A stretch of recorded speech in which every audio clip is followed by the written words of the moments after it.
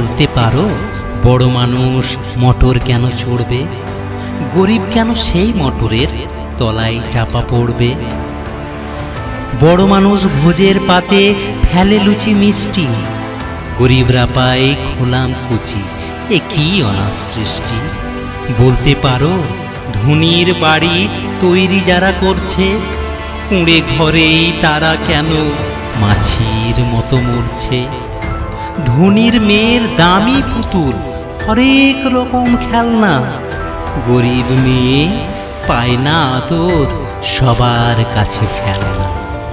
বলতে পারো ধনীর মুখে যারা জোগায় খাদ্য, ধনীর পায়ের তলায় তারা থাকতে কেন বাধ্য?